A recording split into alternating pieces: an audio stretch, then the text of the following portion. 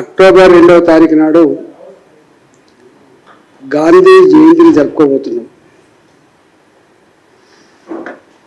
గాంధీ గారు గ్రామ స్వరాజ్యాన్ని మొట్టమొదటిగా ప్రవచించినటువంటి మానవుడు ఆయన. గ్రామాలు బాగుంటేనే రాష్ట్రం బాగుంటుంది, రాష్ట్రాలు బాగుంటేనే దేశం బాగుంటుందని చెప్పి గ్రామ స్వరాజ్యం పేరిట వారు అనేక రకాల కార్యక్రమాలు చేసి దేశానికి ఆదర్శంగా నిలిచిన మానవుడు గాంధీ గారు. గతంలో ఉన్నటువంటి ప్రభుత్వం గ్రామాలు బాగుండాలని చెప్పి అనేక రకాల కార్యక్రమాలకు శ్రీకారం చుట్టింది. గ్రామ పంచాయతీ భవనాలు పక్కగా ఉండాలి, గ్రామ పంచాయతీలో పనిచేసే సిబ్బందికి మంచి జీతాలు రావాలి, సర్పంచ్లకు కూడా గౌరవవేతనం రావాలి, గ్రామాల్లో సిమెంట్ రోడ్లు, డ్రైనేజీలు, చెత్త తీసుకుపోయడానికి ట్రాక్టర్లు, చెత్తను కూడా తడి చెత్త పొడి చెత్త విడదీయడానికి షెడ్లు, పచ్చటి మొక్కలు. ఒక మాట చెప్పాలంటే ఆనాడు గాంధీ గారు ఏం చెప్పినా అంతకంటే ఎక్కువ ఇవన్నీ రూపకల్పన చేశారు.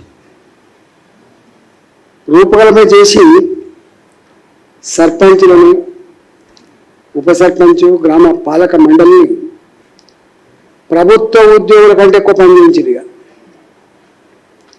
ఇక గ్రామ సిబ్బంది వారితో పాటుగా పాలక మండలి కూడా మొత్తం ఇదే ఇన్వాల్వ్మెంట్ ఉండే. పని చేయించుకున్నాడు, మా సర్పంచ్గా గౌరవంగా చూసిండ్రు, సంబరపడ్డారు. కానీ 2 సంవత్సరాల తర్వాత అర్థమైపోయింది, గుమ్మిల వాటిలో గుమ్మిల్లో ఉండాలి కానీ బిడ్డలు మాత్రం గొప్పగా ఉండాలనేటువంటి సామెత ఏదైతే ఉందో అది వాళ్ళకి స్పోకొచ్చింది. చివరికి ట్రాక్టర్లకు డీజిల్ పోయే పరిస్థితి, గ్రామ పంచాయతీ సిబ్బందికి డబ్బులు లేని పరిస్థితి. ఆనాడు గ్రామ పంచాయతీలకు ఏదైతే వచ్చేదో అవన్నీ కూడా కట్ అయిపోయినాయి. కేవలం ఇన్ల ట్యాక్స్ డబ్బు తప్ప కేంద్ర ప్రభుత్వ పరంగా వచ్చేటువంటి 15th ఫైనాన్స్ నిధులు తప్ప పేరుకు వచ్చేటువంటి ఉపాధి హామీ పనులు తప్ప రాష్ట్ర ప్రభుత్వ పరంగా మాత్రం ఎక్కడ సపోర్ట్ దొరకలేదు డబ్బుల పరంగా. చివరికి ఎక్కడి దాకా వచ్చిందంటే కేంద్ర ప్రభుత్వం ఇక్కడున్న పరిస్థితి అంతా కూడా గమనించి రాష్ట్ర ప్రభుత్వం ఖజానాలకు డబ్బులు పోతే రావట్లేదు, గ్రామ పంచాయతీల యొక్క హక్కులు హరించబడుతున్నాయి, గ్రామాల వెల్లకాడుగా మారిపోయే ప్రమాదం ఉందని చెప్పి 15th ఫైనాన్స్ కమిషన్ నిధులను నేరుగా గ్రామ పంచాయతీకి రిలీజ్ చేసింది. రిలీజ్ చేస్తే దాని మీద కూడా అవి లాకేసుకొని ఆ తాళం చేతిన కీస్ని కరెక్ట్ దగ్గర పెట్టుకొని ఆ డబ్బులు కూడా ఖర్చు పెట్టకుండా, ఆ డబ్బుల మీద పాలక మండలికి యజమాయిషి లేకుండా ఆ డబ్బులు నేరుగా కలెక్టర్లే ఈ కరెంటు బిల్లులకు డబ్బులు కట్టించుడు, ఇతరత్ర అవసరాల కోసం ఖర్చు పెట్టింది తప్ప వాళ్ళ అవసరాలు తీరిన తర్వాతనే మిగతా వాటికి ఇచ్చింది తప్ప ఎక్కడ కూడా ₹1 డెవలప్మెంట్ లేదు. దాదాపుగా ఈ పరిస్థితులలో 60 మంది సర్పంచులు అనేక సార్లు ఆఫీసుల చుట్టూ తిరిగి గతి లేక ఆత్మహత్యలు చేసుకున్నారు. దీన్ని ఆనాడు సర్పంచులంతా కూడా వాస్తవంగా సర్పంచులే కాదు స్థానిక సంస్థల ప్రజాప్రతినిధులంతా కూడా బాధతో ఉండి దీంతో హింస పెడుతున్నారు, ఇది తగదు, మా ఉసురు తప్పకుండా తగులుతుందని చెప్పి సర్పంచులుగా, ఎంపీటీసీలుగా, లోకల్ బాడీలో వేసిన ప్రజాప్రతినిధులుగా జాయింట్ యాక్షన్ కమిటీ ఏర్పాటు చేసుకొని అనేక సార్లు ప్రభుత్వాలకు అల్టిమేటం ఇచ్చిండ్రు, వాళ్ళు సమ్మెలు చేసిండ్రు, కానీ ఫలితం రాలే.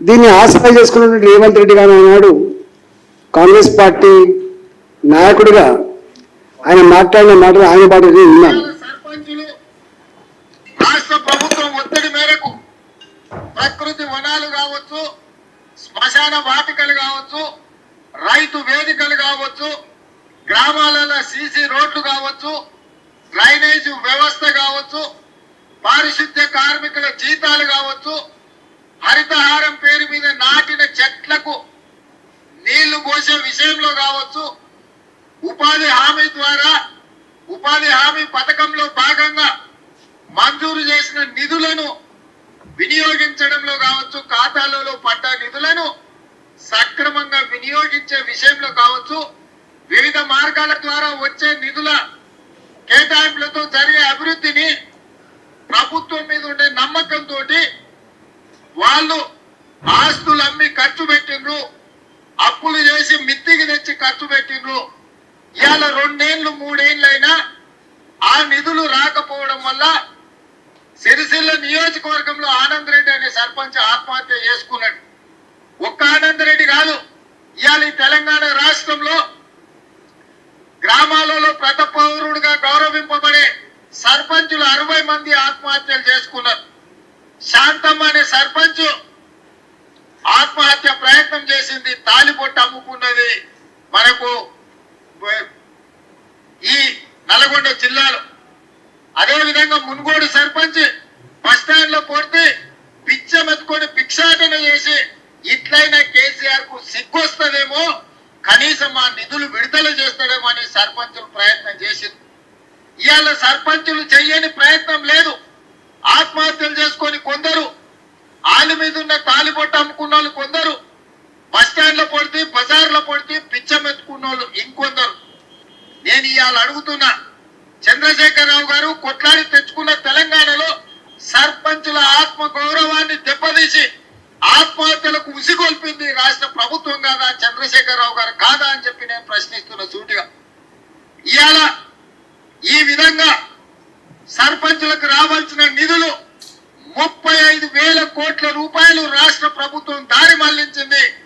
ఈ నిధులన్నీ ఎక్కడికి పోయినాయని గమనిస్తే మెగా కృష్ణారెడ్డి, ప్రతిమా శ్రీనివాసులు 1000 కోట్ల రూపాయల కాంట్రాక్టులు చేస్తున్న వాళ్ళ బిల్లులు చెల్లించడానికి వాళ్ళు ఇచ్చే కమిషన్లకు కక్కుర్తిపడి రాష్ట్ర ముఖ్యమంత్రి గారు ఈ నిధులను దారి మళ్లించాడు. ఇవాళ గౌరవంగా బతకాల్సిన సర్పంచుల యొక్క బతుకులు ఉన్నాం తెలంగాణ. ఈ నిధులు తెచ్చుకోవడం పెద్ద లెక్కన ఎక్కడికక్కడ సర్పంచులకు నేను విజ్ఞప్తి చేస్తున్నా, మీరు పాలక పక్షమా ప్రతిపక్షమా ఏ పక్షమో మేము పట్టించుకోదలుచుకోలే. మీరు కష్టాలలో ఉన్నారు, మీరు అప్పులు చేసి గ్రామాలను అభివృద్ధి చేసారు. వేలాది కోట్ల రూపాయల నిధులు మీ బిల్లులు రావాలి. మీకు కాంగ్రెస్ పార్టీ అండగా నిలబడుతుంది. రోడ్ల మీదకి రాండి, మంత్రులను నిలదీయండి. ఇంకా 3-4 నెలలు అయితే ఎలక్షన్లకు వెళ్ళిపోతుంది. ఈ ప్రభుత్వం ఎన్నికల క్షేత్రంలోకి వెళ్ళిన తర్వాత అనా పైసా కూడా మీకు రాదు.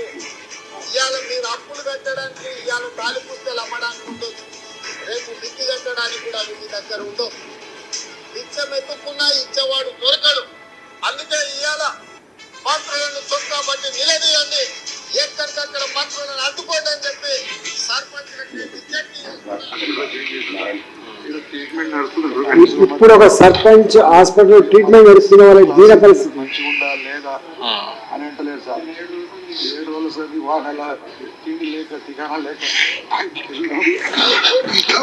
ఎవరితో మాట్లాడారా? మాట్లాడారు సార్, మాట్లాడాం. రాజగోపాల్ రెడ్డి పిల్లలు మాట్లాడతారని మాట్లాడలేదు. కూసుకుంటారు, ప్రభాకర్ రెడ్డి వస్తాడు రాలేదు. మన హరీష్ రావుకు ఫోన్ చేస్తే వాళ్ళ పిల్లలు మాట్లాడిస్తున్నాడు, ఆయన రాలేదు. పార్టీ ఏకమై ఆ రోజు రాజగోపాల్ రెడ్డి బై ఎలక్షన్ లో వచ్చేసి బాబు శంకర్ వచ్చి అంటే నేను రాను.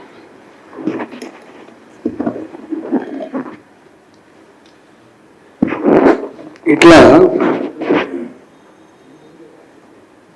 9 నెలలు కాంగ్రెస్ పార్టీ అధికారం చెలాయించింది. కానీ ఆయన ఆనాడు మాట్లాడిన ఒక్క మాట కూడా అమలు కాకపోగా పేదల నుంచి పూలబడటం ఫీల్ అవుతున్నారు. ఇంతకుముందు వాళ్ళు మాట్లాడుతున్నటువంటి మాటలు ఒక సర్పంచ్గా నాకు రావాల్సిన నిధులు రాలేదు, నేను దవాఖాన పాలైనా చావు బతుకుల్లో ఉన్నా నా బిల్లులు పే చేయమని చెప్పి ప్రాధేయపడుతున్నటువంటి ఆ మాట యావత్ సమాజం ఇవాళ మొత్తం సర్పంచులుగా పనిచేసినటువంటి దీనావస్థకు ప్రతిరూపం అది. నేను రేవంత్ రెడ్డి గారిని సూటిగా అడుగుతా ఉన్నా, ఆనాడు నేను మాట్లాడిన మాటలు అంటే ఎన్ని అధికారులను తొక్కి అధికారమే పరమావధిగా హామీలు ఇచ్చి నువ్వు వచ్చినటువంటి విషయం ఇలా పిల్లలకు అర్థమైపోయింది, సర్పంచులకు స్థానిక సంస్థలకు అర్థమైంది. కానీ నేను డిమాండ్ చేస్తా ఉన్న ఈ వేదిక నుంచి తక్షణమే గ్రామ పంచాయతీలకు ఎన్ని నిధులైతే బాకున్నారో వాటిని అన్నిటి కూడా చెల్లించమని చెప్పి నేను డిమాండ్ చేస్తా ఉన్నాను. రెండవది, గ్రామ పంచాయతీలలో సర్పంచులుగా ఉన్న వాళ్ళు, ఉప సర్పంచులుగా ఉన్న వాళ్ళు, వార్డు మెంబర్లుగా ఉన్న వాళ్ళు వాళ్ళ డబ్బులు లేకపోతే వాళ్ళ చుట్టాలని బతలాడి చేయించారు. గ్రామాలలో గెలిచిన తర్వాత ఏదో ఒక అభివృద్ధి జరగాలి, మా ఆయామంలో కొంత శిలాపలకం వేసుకుంటే మాకు శాస్త్రంగా పేరు వేసి భావిస్తారు. కానీ అలాంటి వాళ్ళకు కూడా ఎక్కడ నిధులు లేవు. చివరికి ఎక్కడికి వచ్చిందంటే ఉపాధి హామీ ద్వారా వచ్చే డబ్బులు ఏదైతే చెల్లించాలో రాష్ట్ర ప్రభుత్వ పరంగా కట్టాల్సిన వాటా కట్టకపోతే ఇవాళ ఆ డబ్బులు కూడా రాక అప్పుల పాలైనటువంటి దుస్థితి ఇవాళ కొనసాగుతా ఉంది. వేలాది కోట్ల రూపాయలు గ్రామ పంచాయతీలకు వచ్చే నీళ్ళు మాత్రమే కాకుండా ఉపాధి హామీ పని ద్వారా ఇంతమంది ఆయన చెప్పినట్టుగా మొక్కలు పెట్టిన దానికి నీళ్లు పోసేది కావచ్చు, ట్రాక్టర్లకు డీజిల్ పైసలు కావచ్చు, లేకపోతే గ్రామాల్లో జరిగింది సిమెంట్ రోడ్లు డ్రైనేజీలు కావచ్చు, ఇవాళ కట్టిన శ్మశాన వాటికలు కావచ్చు, ఏదైనా కూడా ఏ ఉపాధి హామీ పని ఒక్క రూపాయి కూడా ఆనాడు రాష్ట్ర ప్రభుత్వ పరంగా ఇవ్వలేదు. ఇస్తే కేవలం స్పెషల్ డెవలప్మెంట్ ఫండ్ కింద కావచ్చు, సర్పంచులకు ఇచ్చేటువంటి ఫండ్స్ వల్ల వచ్చే డబ్బులు కావచ్చు, వాటితో అభివృద్ధి చేసే వాటికి కూడా రూపాయి ఇవ్వలేదు. ఇలా 1000 కోట్ల రూపాయలు గ్రామ పంచాయతీలకు మాత్రమే కాకుండా 1000 కోట్ల రూపాయలు బాకీ పడ్డది. గ్రామాల్లో ఎక్కడ ఇన్కమ్ లేదు. ఇంతకుముందు గతంలో ఏమైనా భూమి రిజిస్ట్రేషన్ చేసుకుంటే గ్రామాలకు వచ్చే వాటా వస్తుండే, ఇల్లు రిజిస్ట్రేషన్ చేసుకుంటే గ్రామాలకు వచ్చే వాటా వస్తుండే. ఇవాళ ఆడమైన మినరల్ డెవలప్మెంట్ ఫండ్ అని వస్తుండే, లేకపోతే సెస్ ఫండ్ అని వస్తుండే.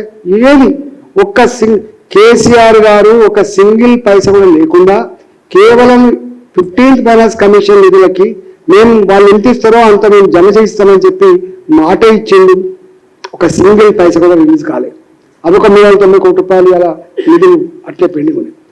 కాబట్టి రేవంత్ గారు ఏం చెప్పినారు? రేవంత్ రెడ్డి గారు, మీరు సర్పంచులారా, ఎంపీటీసీలారా, మీరు వార్డు మెంబర్ల పార్టీలను కూడా పక్కకు పెట్టి ఎక్కడికక్కడ ఏది అడ్డుకోలేని చెప్పిండు. ఇవాళ మీరు కనుక దసరాలోపు ఈ డబ్బులు కనుక నువ్వు క్లియర్ చేయకపోతే నీవు చెప్పిన పాఠాలు నీకు అప్పచెప్పడానికి నా సర్పంచ్ అయితే సిద్ధంగా ఉన్నారు, కాచుకోమని చెప్పి చేస్తాను. ఇవాళ తప్పకుండా మా సర్పంచ్గా ఇవాళ నా దగ్గరికి వచ్చింది. మా సర్పంచ్ వచ్చి అన్నా మీరైనా మాట్లాడండి, భారతీయ జనతా పార్టీగా స్పందించమని చెప్తే భారతీయ జనతా పార్టీ సంపూర్ణంగా మీకు మద్దతు ఇస్తా ఉంది.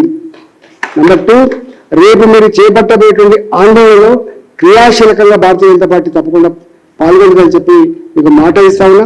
ఇప్పటికైనా ఇవాళ మంత్రులుగా మీరు ఆనాడు ప్రయాక్షితులు ఇచ్చిన మాట ప్రకారంగా, ఇవాళ ముఖ్యమంత్రిగా ఆనాడు మీకు ఇచ్చిన వాగ్దానం ప్రకారంగా తక్షణమే గ్రామ పంచాయతీని పట్టించుకోమని చెప్పి కోరుతాను. రెండవది, ఇవాళ కేంద్ర ప్రభుత్వ నిధులు కూడా గ్రామాలలో ఉండేటువంటి పాలక మండలకు సకాలంలో ఎన్నికలు జరిగితేనే అక్కడి నిధులు వస్తాయి. కానీ గిన్ని రోజులు అవుతుంది, గిన్ని రోజులు అయినప్పటికి కూడా ఫిబ్రవరిలో అయిపోయింది నా సర్పంచ్ కాలం. ఫిబ్రవరి అయిపోయింది, అలా సెప్టెంబర్ అయిపోతా ఉంది. Almost 7 months అవుతున్నట్టుంది. 7 months అవుతుంది. 7 నెలలు అయినప్పటికి కూడా ఇప్పటికి ఎన్నికలు పెట్టలేదు. ఇవాళ గ్రామ పంచాయతీలు, ఇవాళ మండల పరిషత్తులు, జిల్లా పరిషత్తులు, ఇవాళ స్థానిక సంస్థలకు ప్రజాప్రతినిధులు పాలక మండలి లేక ఇలా వెలువడిపోతా ఉన్నాయి. ఇలా ఎక్కడికక్కడ చెత్త పేరుకపోతా ఉంది, విష జ్వరాలు స్ప్రెడ్ అవుతా ఉన్నాయి. గ్రామాల ప్రజలకైనా అవసరం ఉంటే పట్టించుకుని నాదుల్లో కూడా పోయిండు. మొత్తం స్పెషల్ ఆఫీసర్ల పాలపీడని ఆఫీసర్లు గ్రామాలకు వచ్చి లేడు. ఇలా గ్రామాలు వల్లకాడుగా మార్చిన చరిత్ర. పేనెమ్మించలు పూలపడతాయి.